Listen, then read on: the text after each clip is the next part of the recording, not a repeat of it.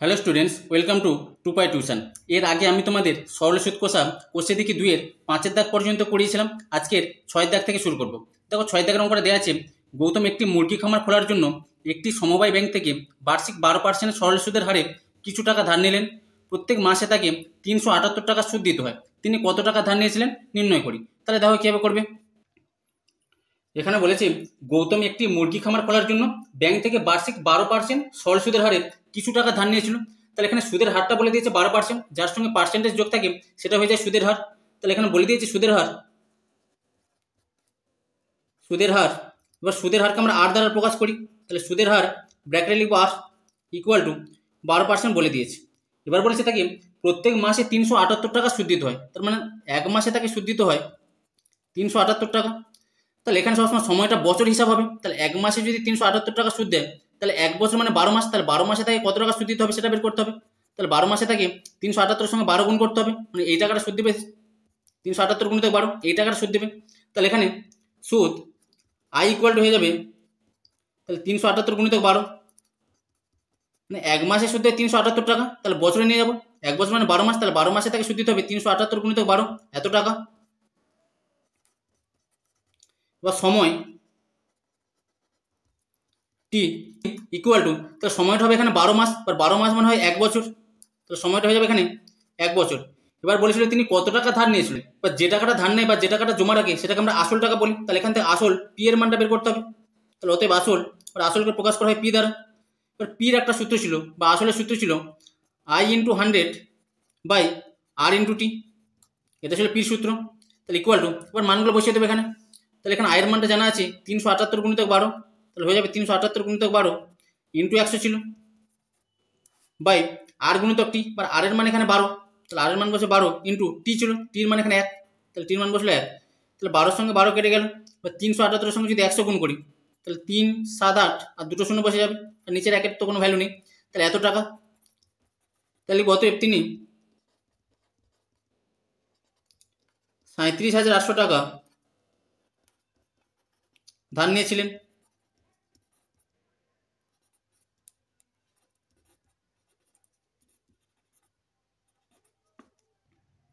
এরপরে সাথে থাকে বার্ষিক 6% সরল সুদের হারে কোনো টাকা কত বছরে দ্বিগুণ হবে হিসাব করে লিখি। তাহলে দেখো কীভাবে করবে। এখানে বলেছে বার্ষিক 6% সরল সুদের হারে, তার মানে সুদের হার এখানে বলে দিয়েছে 6%। তাহলে লিখে নেবো সুদের হার, বা সুদের হারকে আমরা আর দ্বারা প্রকাশ করি।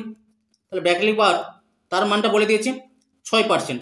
এবার এখানে বলেছে যে কোনো টাকার কত বছরে দ্বিগুণ হবে। এবার কোনো একটা টাকা যখন দ্বিগুণ হবে, ধরো 100 টাকা আমি রাখলাম ব্যাংকে, যদি ব্যাংক আমাকে 100 টাকা সুদ দেয় তবে কি হবে, সেটা দ্বিগুণ হবে। তার মানে 200 টাকা হয়ে যাবে।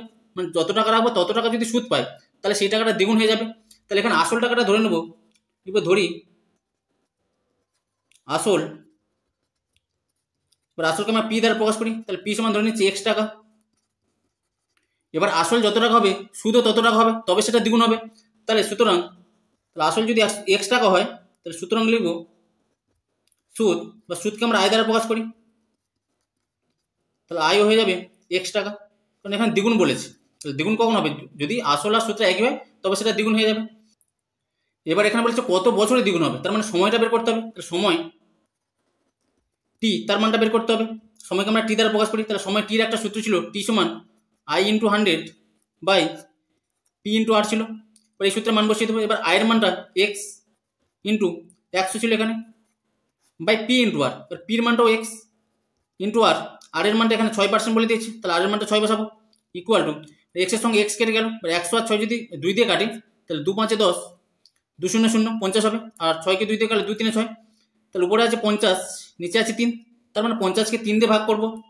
তাহলে 50কে যদি 3 দ্বারা ভাগ করি তাহলে 3 একে 3, 5 থেকে 3 বিয়োগ করলে হবে 2, এখানে নামবে 0, 3 6 18, তাহলে বিয়োগ করলে হবে এখানে 2 হবে। 20 থেকে 18 বিয়োগ করলে 2 হবে। তার মানে এটা হচ্ছে ভাগফল, তার মানে ভাগফলটা হয়ে যায় পূর্ণ সংখ্যায়। তাহলে 16 পূর্ণ 2/3, মানে ভাগশেষটা উপরে বসবে, আর যেটা দিয়ে ভাগ করা হয়েছে সেটা নিচে চলে যাবে। তাহলে 50/3 সমান হয়ে যাবে 16 পূর্ণ 2/3 বছর। যদি সময়টা বলেছে তাহলে সময়টা হয়ে যাবে বছরে, তাহলে হয়ে যাবে 16 পূর্ণ 2/3 বছর। এরপরে 8-এর দাগে মান্নান মিয়া কিছু টাকা ধার করার 6 বছর পর দেখলেন দেয় সরল সুদের পরিমাণ আসলে 3/8 অংশ হয়ে গেছে। বার্ষিক শতকরা সরল সুদের হার কত ছিল নির্ণয় করি। তাহলে দেখো কীভাবে করবে। এখানে বলেছে মান্নান মিয়া কিছু টাকা ধার করার 6 বছর পর 6 বছর পর কি দেখলেন যে দেওয়া সরল সুদের পরিমাণ আসলের 3/8 অংশ হয়ে যাবে, মানে সুদটা হয়ে যাবে আসলের 3/8 অংশ। তাহলে আসলটাকে যদি আমি এক্স ধরি তাহলে সুদটা হয়ে যাবে তার 3/8 অংশ, মানে আসলের র আছে, তার র মানে গুণ, তাহলে আসলের 3/8 অংশ তার মানে হবে এক্স গুণিতক 3/8, এটা হয়ে যাবে সুদ। তাহলে এখানে যে রাশিগুলো জানা আছে সেগুলো লিখে নেব। তাহলে ধরে নিচ্ছে আসল, ধরি আসল, এবার আসলকে আমরা পি দ্বারা প্রকাশ করি, তাহলে পির মানটা এখানে ধরে নিচ্ছি এক্স টাকা। এবার বলেছে সুদ যেটা হবে, বা সুদ মানে হচ্ছে সেটাকে আই দ্বারা প্রকাশ করি, সুদ যেটা হবে সেটা হবে আসলের 3/8 অংশ, তার মানে এক্স এর সঙ্গে 3/8 গুণ করতে হবে, তাহলে হবে এক্স গুণিতক 3/8 সমান, তাহলে 3 এর সঙ্গে যদি এক্স গুণ করি তাহলে যাবে 3x/8 এত টাকা। আর সময়টা এখানে বলে দিয়েছিল 6 বছর, তাহলে সময়কে আমরা টি দ্বারা প্রকাশ করি, তাহলে টির মান এখানে বলে দিয়েছি 6 বছর। এবার এখান থেকে সুদের হার মানে আর এর মানটা বের করতে হবে, তাহলে অতএব সুদের হার বা সুদের হারকে আমরা আর দ্বারা প্রকাশ করি। এবার আর এর সূত্র ছিল আই ইন্টু 100/p/t, এটা ছিল সুদের হার আর এর সূত্র। আয়ের মানটা জানা আছে, আয়ের মানটা এখানে 3x/8, তাহলে উপরে বসবে 3x, এখানে দাগ দিয়ে দেবো, আর নিচে বসবে 8, 3x/8 হলো, ইন্টু 100 ছিল তাহলে 100 বসলো, বাই p/t, ইন্টু পির মানটা এক্স ধরেছিলাম তাহলে পির মান বসাবো এক্স, ইন্টু টির মান হচ্ছে 6 বছর, তাহলে নিচে বসবে 6, ইকুয়াল টু, তাহলে উপর এক্সের সঙ্গে নিচের এক্স কেটে গেল। এবার 2 দিয়ে কাটলে 2 4 8, এখানে কাটলে 2 5 10, 2 0 0, এবার 50কে আর 4কে যদি 2 দিয়ে কাট তাহলে 2 2 4 আর 2 25 50, এটা হলো। আর 3-এর সঙ্গে যদি 6 কাটাকাটি করি তাহলে 3 1 3, এখানে হবে 3 2 6, তাহলে এখানে উপরে রয়েছে 25 আর নিচে 2 2 4, ইকুয়াল টু, আর 25কে যদি 4 দিয়ে ভাগ করে নিই তাহলে 4 দ্বারা 25কে ভাগ করলে 4 6 24 হবে, বিয়োগ করলে 1 হবে, তাহলে যেটা ভাগ করে সেটা পূর্ণ সংখ্যা হয়ে যাবে, তাহলে 6 পূর্ণ, যেটা ভাগছে সেটা উপরে বসবে, 6 পূর্ণ 1-এর, আর 4টা নিচে ছিল নিচে থাকবে, তাহলে 25-এর 4 সমান হয়ে যাবে 6 পূর্ণ 1-এর 4, আর যেহেতু সুদের হার বলেছে তাহলে লাস্টে পার্সেন্ট চিহ্নটি দিতে হবে, অতএব সুদের হার হয়ে যাবে 6 পূর্ণ 1-এর 4%। এরপরে 9-এর দাগে একটি কৃষি সমবায় সমিতি তার সদস্যদের বার্ষিক 4% সরল সুদের হারে কৃষি ঋণ দেয়, কিন্তু ব্যাংক থেকে টাকা ধার করলে বার্ষিক 7.4% হারে সরল সুদ দিতে হয়। একজন কৃষক যদি ব্যাংক থেকে টাকা ধার না করে সমবায় সমিতির সদস্য হয়ে সমিতি থেকে 5,000 টাকা কৃষি ঋণ নেন, তবে তার বছরে সুদ বাবদ কত টাকা বাঁচবে হিসাব করে লিখি। তাহলে দেখো কীভাবে করবে। এখানে বলেছে একজন ব্যক্তি দু জায়গা থেকে কৃষি ঋণ নিতে পারে, মানে সে ব্যাংকে থেকে কৃষি ঋণ নিতে পারে বা সমবায় সমিতি থেকে কৃষি ঋণ নিতে পারে। তাহলে কত টাকা ঋণ নিতে পারে না 5,000 টাকা ঋণ নিতে পারে, তার মানে এখানে আসল টাকাটা 5,000 টাকা। এবার আসলকে আমরা পি দ্বারা প্রকাশ করি, তাহলে পির মানে এখানে 5,000 টাকা। তাহলে সে ব্যাংক থেকে যেমন ঋণ নিতে পারে সেরকমভাবে সমবায় সমিতি থেকেও ঋণ নিতে পারে, তাহলে এক্ষেত্রে আসল পির মান সেটা হয়ে যাবে 5,000 টাকা। এবার যদি ব্যাংক থেকে কৃষি ঋণ নেয় সেক্ষেত্রে সুদের হারটা বলে দিয়েছে 7.4%, তাহলে ব্যাংকের ক্ষেত্রে সুদের হার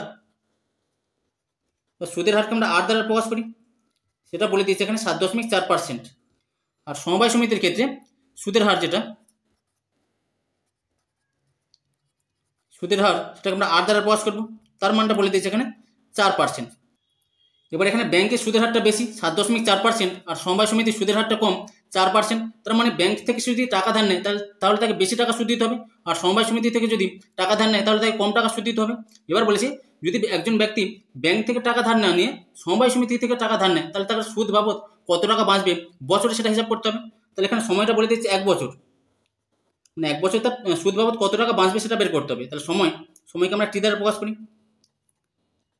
তাহলে টির মানে এখানে 1 বছর, এক্ষেত্রে সময় টি তার মানটা 1 বছর। এবার কি করব না ব্যাংকের ক্ষেত্রে সুদের মানটা বের করব আর সমবায় সমিতির ক্ষেত্রে সুদের মানটা বের করব, করে দুটোকে বিয়োগ করব, তাহলে বুঝতে পারবো যে 1 বছরে তার সুদ বাবদ কত টাকা বাঁচবে। তাহলে এখানে সুদ বা সুদকে আমরা আয় দ্বারা প্রকাশ করি, তাহলে অতএব সুদ আই ইকুয়াল টু, আয়ের সূত্র ছিল P/T/100, এটা ছিল আয়ের সূত্র, ইকুয়াল টু পির মানটা জানা আছে 5,000 টাকা, তাহলে পির মান বসবে 5,000 ইন্টু আর এর মানে এখানে 7.4, তাহলে 5,000 গুণিতক 7.4 হবে, গুণিতক টি ছিল, টির মানে এখানে 1 আর নিচে ছিল এখানে 100, তাহলে নিচে বসবে 100। এবার এখানে যদি দশমিক তুলে দিই তাহলে দশমিকের জন্য নিচে আসবে 1, আর দশমিকের পরে একটা সংখ্যা আছে তাহলে একটা শূন্য হবে, তাহলে নিচে হয়ে যাবে 10 গুণিতক 100 ইকুয়াল টু, বাট নিচের 3টে শূন্যর সঙ্গে উপরে 3টে শূন্য কেটে দিতে পারি। এবার এখানে আছে 5 গুণিতক 74 গুণিতক 1, এবার 5-এর সঙ্গে 1 গুণ করলে 5 হবে, আর 5-এর সঙ্গে যদি 74 গুণ করি তাহলে পেয়ে যাবো 370 টাকা। তাহলে সে যদি ব্যাংক থেকে টাকা ধার নেয় তাহলে তাকে সুদ দিতে হবে 370 টাকা। একই রকমভাবে সে যদি সমবায় সমিতি থেকে টাকা ধার নেয় বা ঋণ নেয়, তাহলে সেক্ষেত্রে তার সুদের পরিমাণটা কত হবে সেটা বের করবো। তাহলে এক্ষেত্রে অতএব সুদ সমান পেয়ে যাবো, তাহলে একই সূত্র, আই সুদকে আমরা আই দ্বারা প্রকাশ করি, আই ইকুয়াল টু হয়ে যাবে PR/100 ইকুয়াল টু, আর পির মানটা জানা আছে এখানে 5000, তাহলে পির মান বসবে 5000 ইন্টু আর ছিল, আর এর মানে এখানে 4, ইন্টু টি ছিল, টির মানে এখানে 1 বছর, আর নিচে ছিল 100, তাহলে দুটো শূন্য কেটে গেল। এখানে 50কে 4 দিয়ে গুণ করলে 4 5 20, আর একটা শূন্য বসে যাবে, তাহলে 200 টাকা হবে এখানে। তাহলে সে যদি ব্যাংক থেকে টাকা ধার নেয় তাহলে তাকে সুদ দিতে হবে 370 টাকা, আর সে যদি সমবায় সমিতি থেকে টাকা ধার নেয় তাহলে তাকে সুদ দিতে হবে 200 টাকা। এবার ওই ব্যক্তি যদি ব্যাংক থেকে টাকা ধার না নিয়ে বা ঋণ না নিয়ে সমবায় সমিতি থেকে টাকা ঋণ নেয়, তাহলে তার কত টাকা বাঁচবে না, 370 থেকে 200 টাকা বিয়োগ করতে হবে, হয়ে যাবে 170 টাকা বাঁচবে। তাই লিখবো অতএব তার বছরে সুদ বাবদ, তাহলে 370 থেকে বিয়োগ করতে হবে 200, তাহলে হয়ে যাবে সমান 170 টাকা বাঁচবে।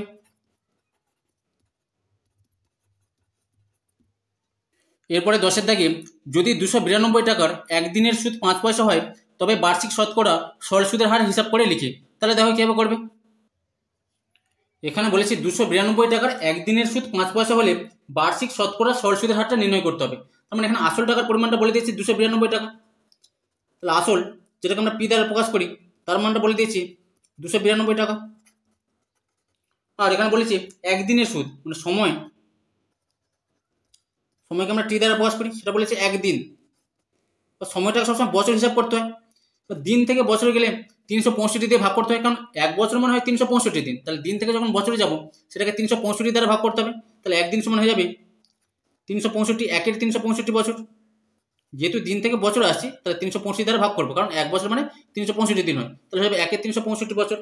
আর এখানে বলেছে সুদ, সেটা বলেছে 5 পয়সা, তাহলে সুদকে আমরা আয় দ্বারা প্রকাশ করি, তাহলে সুদ আয় তার মানটা বলে দিয়েছে 5 পয়সা, 5 পয়সা বলে দিয়েছি।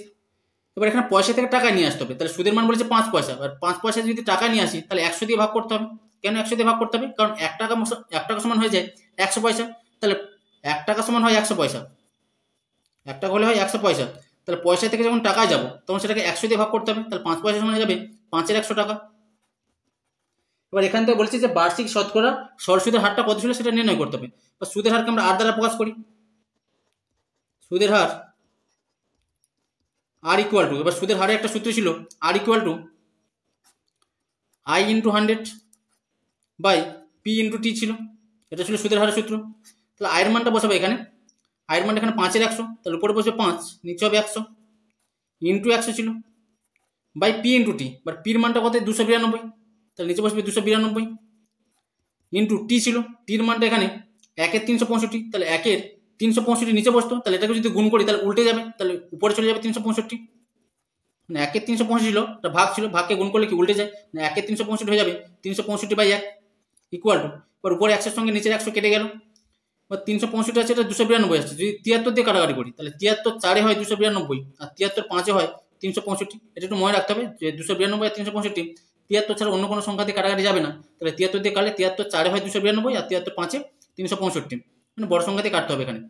তাহলে এখানে উপরে রয়েছে 5 আর 5 রয়েছে, তাহলে 5 আর 5 গুণ করলে 5 5 25, আর নিচে রয়েছে 4, তাহলে এখানে পাচ্ছি 25-এর 4, 25কে যদি 4 দিয়ে ভাগ করি তাহলে 25কে 4 দিয়ে ভাগ করলে 4 6 24 হবে, 25 থেকে 24 বিয়োগ করলে 1 হবে, তাহলে যেটা ভাগ করে সেটা পূর্ণ সংখ্যা হয়ে যাবে, তাহলে 6 পূর্ণ, যেটা ভাগ শেষ সেটা উপরে বসবে, আর নিচে 4 ছিল মানে যেটা দিয়ে ভাগ করা হচ্ছিল সেটা নিচেই থাকবে, তাহলে 6 পূর্ণ 1-এর 4% হয়ে যাবে, তাহলে নিম্ন সুদের হার হয়ে যাবে 6 পূর্ণ 1-এর 4%, আর যেহেতু সুদের হার তাহলে পার্সেন্ট চিহ্নটাই দিতে হবে এখানে, তাহলে হয়ে যাবে 6 পূর্ণ 1-এর 4%।